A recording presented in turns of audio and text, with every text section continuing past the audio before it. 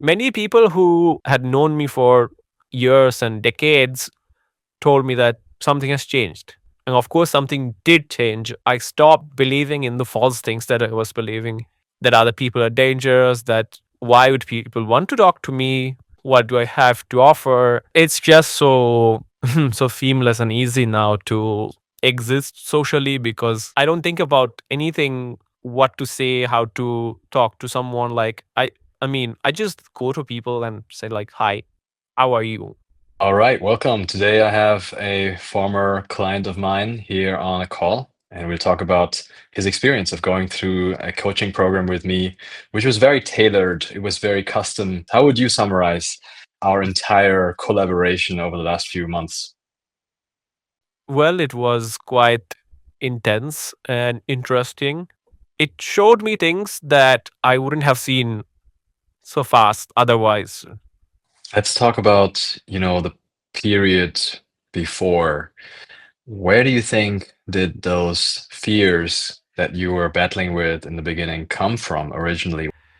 Um, I had narcissistic abuse throughout my childhood, which contributed to developmental trauma and complex PTSD.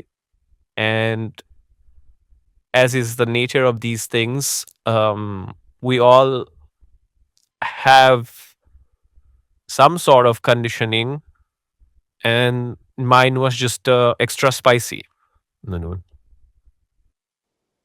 And so when you started then going out more, socializing, interacting more with strangers, like doing this unthinkable thing of just going up to people in real life, starting a conversation and seeing if it actually turns into something more.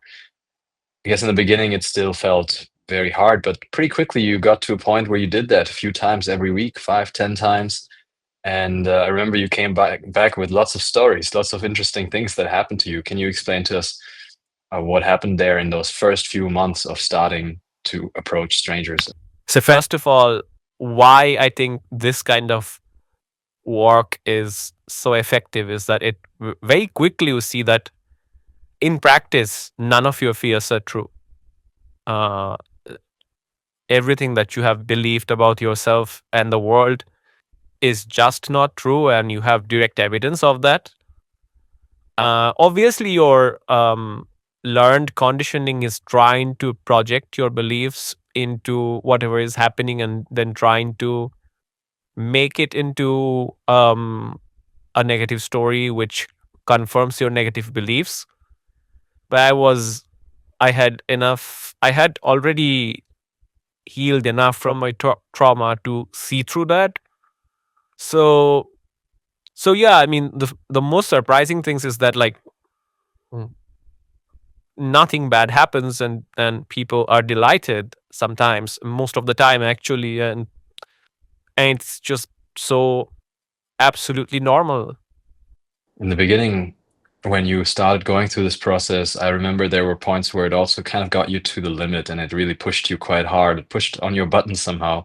Do you remember that? And how did you manage to push through that? Well, I think I knew that it would be hard, and I think the process itself that you have designed and my understanding and my uh, everything I have learned about life in general contributed to me meeting those challenges gracefully. And obviously, you were always there to to reflect on everything, and it was great that you were always responsive and met me at my level when I was getting stuck in some sort of something where I wasn't seeing something was in my blind spot.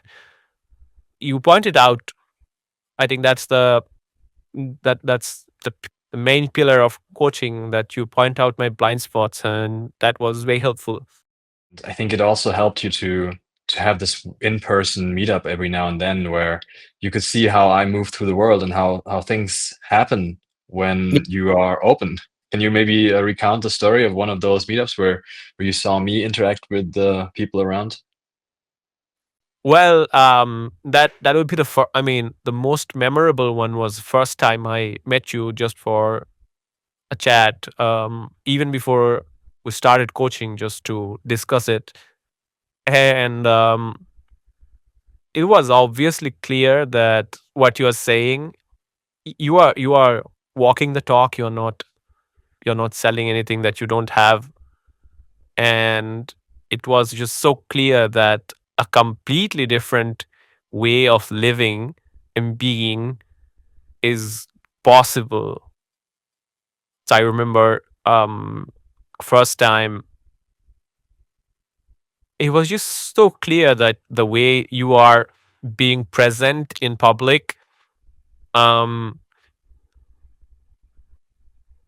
makes everything around you different. It's like people feel comfortable to talk. I remember that day, and we were just talking about whether we should start working together, and we were taking a tram after having a drink or something, and then inside the tram, the people next to us just joined our conversation. Maybe Yeah. because we were speaking quite loudly, maybe we were talking about something interesting. And while we're talking about whether it's a good idea to talk to strangers in real life, strangers just started talking to us in real life. Yeah, yeah, And then that that's happened exactly. again, like a few moments later, right? It happened again in the U-Bahn station, and someone just turned to us and started talking. And so I think that really opened your eyes to this offline way of communicating and finding new people. Did you end up actually finding interesting people in the real world through your social adventures? Oh, yeah, of course I did. Lots of them, actually. And yes, definitely, I did make lasting friendships and very interesting uh, encounters. And yeah. Lovely. So now, after kind of going through this coaching course and resetting your beliefs, how would you describe the difference? How would you describe your current way of looking at life and social life specifically as compared to how you moved through the world earlier? Well, it's just so so seamless and easy now to s- just exist socially, because what um what developmental trauma does is it breaks your uh it just destroys any sort of natural normal human interaction, connection, ability. But now it's just so easy. Now it's just I can virtually talk to anyone anywhere. And it it it it is just a very easy way of being. And it's just I mean, I don't want to make it about the specifics, but let's say that, mm, many people who had known me for years and decades told me that something has changed. And of course, something did change. I stopped believing in the false things that I was believing. Well, that other people are dangerous, um, that people are not friendly, people do not. Why would people want to talk to me? What do I have to offer? And all sorts of stuff like that. So, how would you describe your social life now as opposed to maybe a few years ago? Oh, right now it's just seamless, and it's just seamlessly fun, delightful, incredible. And there's always something happening. I'm always doing things, and there's so many people to hang out with, and meeting new people all the time. Like in the last couple of weeks, I have met at least, I don't know, 5, 6 new people, and everybody is very delighted and excited to hang out with me. This weekend, I'm like doing too many things. Right now, it's just my life is full of social engagements, and it feels quite fun. Crazy. You told me earlier you had like 5, 6 events lined up this weekend itself. How do you even find these events? Because a lot of people they ask, I don't know where to go, where can I meet people? And then all they find is meetup.com, but that's about it. How do you go about finding the right events? The internet, And then and then talk to people and ask them what they're doing. Look at stickers around the city. Just find ways that most people are not finding, like most people are not using. So if meetup.com is very basic, oversaturated, there's just so many other avenues. There are groups that you can become members of, and then people start to invite you to places. And it takes a couple of months, I would say, if you're starting from scratch, but it's not difficult, and there's just so many fun things that's happening that is specific, that is not generic, and that is where you will meet people who are also interested in something non-generic. When you go to those events, you said that conversations just happen naturally. You know, for many people, that's still hard to imagine, right? They might know how it's like to go to an event, but they always end up on the sidelines, not knowing how to get into the conversations, always looking at other people having conversations, thinking, "Oh, how can I start?" For you, it seems to be kind of seamless now. yeah, I want I wonder how you got there. I mean, first, of course, you did a lot of practice, but I also wonder if the understanding that we talked about a lot in the coaching, the dynamics, the different phases of an interaction, all that kind of theory helped you navigate and enter conversations better. Okay, I want to make a comment here. I think there are four phases of this coaching or this process. Initially, you don't know that you are unconfident, and then you do know that you're not confident, and then you start the coaching, and then you do know that you're confident, and then at some point you forget that you're confident. So in this right now, it's like I have internalized the ideas in a way that I don't even think about it. It just happens so naturally. Like, I mean, I don't think about anything, what to say, how to talk to someone. Like, I mean, I just go to people and say like, "Hi, how are you?" And and when this happened, like, I was talking about all of these with a friend, and he could not believe that he obviously has quite a lot of baggage of his own, which we all do, but he could not believe that you can just talk to someone without like doing something tailored. And I said, okay, I'm just gonna go and talk to this woman, and I just like went and said, hi, how are you? And we went on a date the next day. Incredible, man. I wonder what kind of person would you recommend this journey to? Because it's probably not for everyone. As you said, it's quite hard to face those deep fears and then also to use the process that we use, which is kind of a very quantifiable, very trackable approach where it's about going out there and actually talking to strangers. Like we can do all the other chatting, we can do all the workshops, we can do all the boot camps that we want, and in the end, it all comes down to actually facing your fear in the moment where you see a stranger and just going in there.